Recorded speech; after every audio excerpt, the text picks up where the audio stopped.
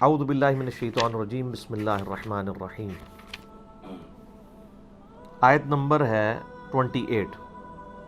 یا ایہا النبی قل لازواجک ان کنتن تردن الحیاۃ الدنیا وزینتہا۔ اب یہ ایک علیحدہ سے ایک ٹاپک ہے کہ یہ کن کانٹیکسٹ میں تھی، میں آج اس کو سکپ کرتا ہوں۔ بہرحال یہ نبی علیہ السلام کی بیویوں سے خطاب ہو رہا ہے، اور یہی خطاب چلتا چلتا 33 نمبر آیت پہ آ کے اس کے اوپر کنکلوڈ ہوتا ہے، انما یرید اللہ لیذھب عنکم الرجس اہل البیت ویطہرکم تطہیرا، جو میں نے آیت پڑھی۔ اب مزے کی بات ہے کہ یہ جتنی بھی آیات ہیں نا، ان میں جتنے صیغے استعمال ہوئے ہیں نا وہ مؤنث کے ہوئے ہیں، اور اسپیسیفکلی اللہ تعالیٰ نے اس چیز کا بڑا اہتمام کیا ہے۔ یعنی آیت نمبر 28 میں ہے وَأُسَرِّحْكُنَّ، پھر اگلی آیت میں وَإِن كُنتُنَّ، پھر اس سے آگے مَن يَأْتِ مِنكُنَّ، پھر اس کے بعد وَمَن يَقْنُتْ مِنكُنَّ،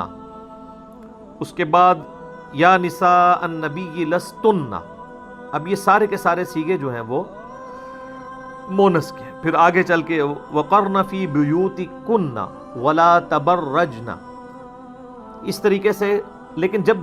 اگلی آیت آتی ہے 33 نمبر آیت، آیت تطہیر، اس میں جو صیغہ ہے وہ مونس کا استعمال نہیں ہوا، بلکہ وہ ایسا صیغہ استعمال ہوا ہے جو مذکر اور مونس دونوں کو اس حوالے سے کور کرتا ہے کہ جہاں پہ مکس موجود ہو۔ یعنی اور یہ قرآن کا اسلوب بھی ہے۔ آپ سورہ ہود میں بھی چلے جائیں نا، وہاں پہ بھی آپ کو ملے گا کہ حضرت ابراہیم علیہ السلام کے پاس جب فرشتے آتے ہیں، جب وہ قوم لوط کو تباہ کرنے کے لیے آ رہے ہوتے ہیں، تو اسی اسنا میں ان کی بیوی وہاں پہ آ جاتی ہیں، جب وہ بھنا ہوا بچڑا لے کر آتے ہیں، تو وہاں پہ بھی علیکم کا صیغہ ہے کہ اہل بیت تم پر اللہ کی رحمت ہو۔ تو وہاں اہل بیت سے مراد آپ کی بیوی بھی اور آپ خود بھی، یعنی پیغمبر وقت جو تھے سیدنا ابراہیم علیہ السلام، اور ان کی بیوی سیدہ سارہ سلام اللہ علیہا۔ تو اس کا آپٹیمل سولوشن یہ ہے کہ جب مرد اور عورت دونوں کو بیچ میں شامل کیا جا رہا ہو تو علیکم کا صیغہ استعمال ہوتا ہے۔ تو ایک مرد تو ہمیں پتہ ہے نبی صلی اللہ علیہ وآلہ وسلم،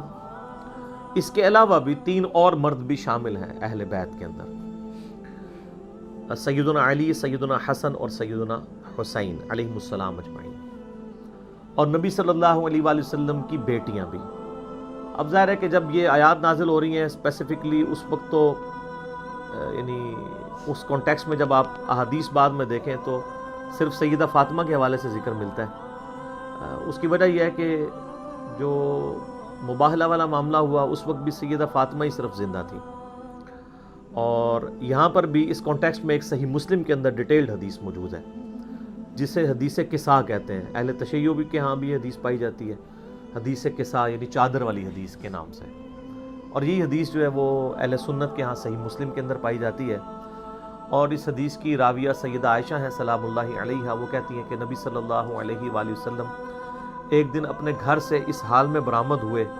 کہ آپ صلی اللہ علیہ وآلہ وسلم نے کالی نقش دار چادر اوڑھی ہوئی تھی، جس میں اونٹ کے کجاووں کے مانند یعنی ہنڈیا کی شکل کی اس کے اوپر ڈیزائننگ ہوئی تھی، چھوٹی چھوٹی شکلیں بنی ہوئی تھیں۔ اتنے میں سیدنا حسن ابن علی آئے تو نبی صلی اللہ علیہ وآلہ وسلم نے انہیں اپنی اس چادر کے نیچے لیا، پھر سیدنا حسین ابن علی آئے، ان کو بھی چادر کے نیچے لیا، پھر سیدہ فاطمہ آئیں، ان کو بھی چادر کے نیچے لیا، پھر سیدنا علی آئے، ان کو بھی چادر کے نیچے لیا۔ یعنی یہ اتنا غیر معمولی واقعہ ہے کہ یہ کبھی بھی ہم نے اپنے گھر والوں کے ساتھ ایسی محبت کا اظہار نہیں کیا ہوگا کہ نبی علیہ السلام ایک چادر لے کے بیٹھے اور باقی چاروں کو بھی اس چادر کے نیچے، یعنی 5 ہستیاں ہو گئی، تو وہ اس چادر کے نیچے لیا۔ پھر آپ صلی اللہ علیہ وآلہ وسلم نے سورہ الاحزاب کی آیت نمبر 33 ہی یہ تلاوت فرمائی، انما یرید اللہ لیذھب عنکم الرجس اہل البیت ویطہرکم تطہیرا۔ اے نبی کے گھر والو، اللہ تو بس یہی چاہتا ہے کہ تم سے ہر طرح کی ناپاکی دور کر کے تمہیں خوب صاف ستھرا کر دے۔ اور اس حدیث کی راویہ سیدہ عائشہ ہیں۔ اب پوائنٹ نوٹ کرنے والا ہے کہ سیدہ عائشہ نبی علیہ السلام کی بیوی ہیں، ان کے دل میں بھی خواہش پیدا ہوئی ہوگی کہ مجھے بھی ساتھ کر لیں، یہ منظر بھی وہ دیکھ رہی ہیں، انہوں نے ریکویسٹ نہیں کی،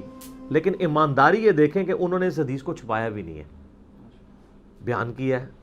ہے جبھی تو صحیح مسلم کے اندر وہ حدیث آ گئی ہے۔ اچھا یہ جو آیت تطہیر والا معاملہ ہے نا، اس کانٹیکسٹ میں یہ واقعہ ایک سے زیادہ دفعہ ریپیٹ ہوا ہے۔ ایک حدیث اس کا ایک طریق مسند احمد میں بھی موجود ہے، اس میں راویہ سیدہ ام سلمہ ہے جو نبی علیہ السلام کی وہ بیوی ہیں جو سب سے آخر میں فوت ہوئی ہیں، واقعہ کربلا کے بھی بعد۔ ام سلمہ رضی اللہ تعالی عنہا و سلام اللہ علیہا کہتی ہیں کہ اسی طریقے سے نبی علیہ السلام میرے گھر تشریف لائے اور انہوں نے آپ نے اسی طرح ان 4 ہستیوں کو اپنے ساتھ لیا، اور پھر آپ علیہ السلام نے یعنی اللہ تعالیٰ کے حضور دعا کی کہ یہ میرے اہل بیت ہیں، یہ آیت پڑھی تو ام سلمہ سے رہا نہیں گیا، ان کا یا رسول اللہ میں بھی تو آپ کے اہل بیت میں ہوں، میں آپ کی بیوی ہوں۔ تو آپ علیہ السلام نے پھر ان کو کہا تم بھی چادر کے نیچے آ جاؤ، چادر کے نیچے ان کو بھی لیا۔ لیکن یہ حدیث روایت کر کے ام سلمہ کہتی ہیں کہ مجھے نبی علیہ السلام نے چادر کے نیچے تو کر لیا، لیکن جو اس سے پہلے دعا تھی نا، اس دعا کا حصہ مجھے نہیں ملا، وہ آپ اپنی بیٹی اور اپنے نواسوں اور اپنے داماد کے لیے دعا کر چکے تھے جب مجھے چادر کے نیچے لیا۔ تو ظاہر ہے کہ امہات المومنین بھی یقیناً اہل بیت میں شامل ہیں، اس میں غلو نہیں کرنا چاہیے، اور اہل تشیع میں بھی جو یعنی اہل علم ہیں وہ جانتے ہیں کہ امہات المومنین داخل ہیں اہل بیت کے اندر۔ اور اس میں ایک اینٹی وینم کے طور پہ میں شیعہ بھائیوں سے بھی ریکویسٹ کرتا ہوں کہ میرے بھائیوں یہ بتاؤ کہ اگر سیدہ فاطمہ کو آپ اہل بیت مانتے ہیں، ان کی جو والدہ ہے سیدہ ختیجہ، ان کو اہل بیت نہیں مانو گے؟ جن کا مرتبہ کتنا زیادہ ہے۔ بخاری اور مسلم دونوں میں حدیث موجود ہے نا، سیدنا علی کہتے ہیں کہ نبی علیہ السلام نے فرمایا کہ اگلے زمانوں میں کامل ترین عورت تھی سیدہ مریم، اور ہمارے جن کو اللہ تعالیٰ نے اپنے جہان والی عورتوں پہ فضیلت دی تھی، اور اس زمانے میں اللہ نے ختیجہ کو جہان والی عورتوں پر فضیلت دی ہے۔ سیدہ ختیجہ کے اوپر میرا کلپ ہے، میں پھر وہ ذرا رقیق القلب انسان ہوں، میں وہ بیان ہی نہیں کر سکتا جو ان کی شان میں حدیث ہیں، تو یقیناً وہ بھی امہات المومنین میں سے بھی ہیں اور اہل بیت میں بھی شامل ہیں۔ تو اہل سنت کے ہاں جی رضا بھائی، تطہیر کا جو ایشو ہے اس میں امہات المومنین بھی شامل ہیں، اور ساتھ یہ 4 ہستیاں بھی شامل ہیں، سیدنا علی، سیدنا حسن، حسین اور فاطمہ علیہم السلام اجمعین۔ نبی علیہ السلام کی باقی بیٹیوں کو بھی ہم اہل بیت مانتے ہیں، لیکن چونکہ نبی علیہ السلام کی جو نسل ہے وہ صرف ایک بیٹی سے آگے چلی ہے، باقی بیٹیوں کی آگے اولاد ٹرانسفر نہیں ہوئی۔ تو اسی نسبت سے پنج تن پاک کی ایک ٹرم بھی اہل سنت اہل تشیع دونوں کے ہاں مانی جاتی ہے۔ بعض لوگ اس ٹرم کے اوپر اعتراض کرتے ہیں، وہ کہتے ہیں یہ پنج تن پاک میں آپ دیکھ لیں یہ پے تو عربی کے اندر ہوتی نہیں ہے، یہ تو فارسی کی ٹرم ہے۔ تو پھر میں ان کو اینٹی وینم الزامی جواب اور پھکی کے طور پہ کہتا ہوں کہ حق چار یار میں جو چے کے 3 نقطے ہیں، چے بھی عربی میں بھی نہیں ہوتی ہے، اگر پے نہیں ہوتی ہے تو چے بھی نہیں ہوتی۔